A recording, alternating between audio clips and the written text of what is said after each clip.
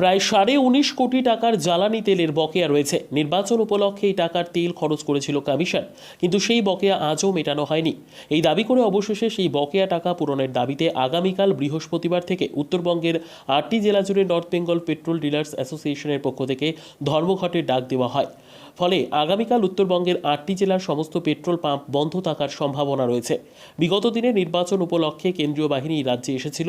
প্রায় 19.5 কোটি টাকার মতো টাকার তেল ব্যবহার করেছিল তারা।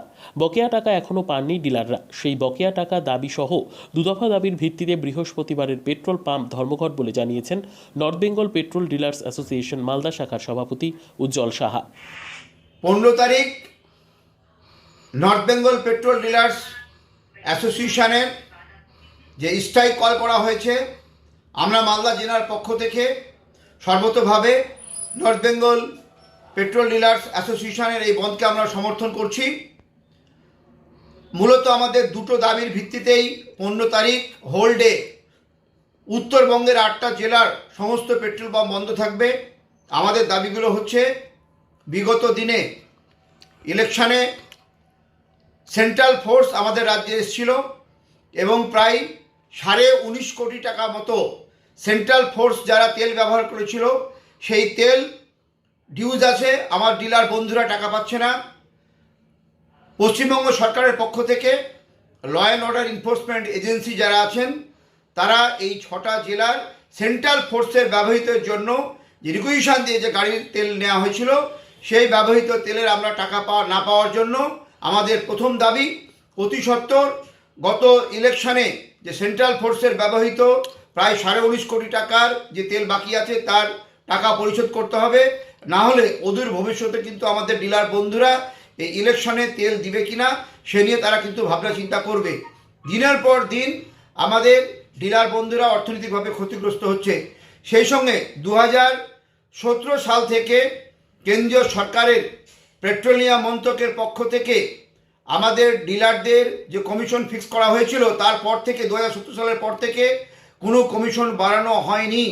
কিন্তু দিনের পর দিন পেট্রোল পাম্পের খরচ বেড়ে চলেছে, বিভিন্ন লাইসেন্সিং ফি বেড়ে চলেছে, রেকারিং খরচ বাড়ছে, ব্যাংকের ইন্টারেস্ট বাড়ছে, ইনভেস্টমেন্ট বাড়ছে।